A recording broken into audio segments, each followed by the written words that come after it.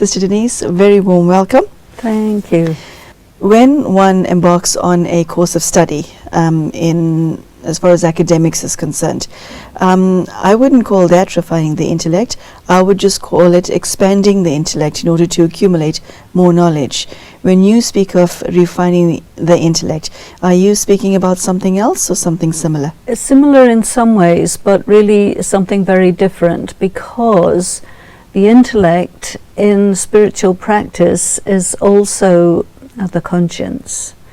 And so the conscience itself is very rusty, and the intellect's ability to work with concepts that are outside the purview of the material perception means that the intellect has to be quite subtle and precise and really know how to process ideas and thoughts to go into the depth. So it's deepening and precision and subtlety rather than expansion for accumulating more and more information. The intellect of God, which is the supreme intelligence, understands God. Only God can understand him, herself. Understands us. We don't understand ourselves.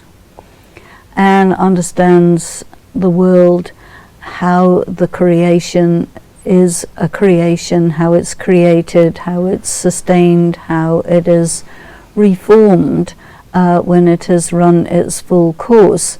And that information that God gives you is, you can say, eternal information that is held in the intellect of God for eternity. So there are times when God reveals that, and we think that this is one of those times. So you start to take into your intellect a piece of information that God gives, which, for example, a very simple one is, consider yourself to be a soul and not a body. Consider yourself to be eternal, and that you, the soul, are responsible for everything that you do, and that you experience through the body. If I'm in my lowest state, state in which I've even given up on myself, God still has hopes for the soul, even though it has reached that its lowest condition. Can every soul be repaired? Does he see potential for repair to its original condition for every single one of his children? Every single soul is eternal. So whether it can be or not is not a question. Eternity means there is no end. And so when you reach your point of being, close to needing to be written off, that's when God says, come, let me bring you back, let me restore the antique, worn-out soul to its original condition. I mean, this is what God does. This is what is different about God, is this ability to take something chaotic, something old, something completely worn out, and bring it back to its original condition. How does he pull something like that off? To me, it seems to be to do with resonance. Resonance, a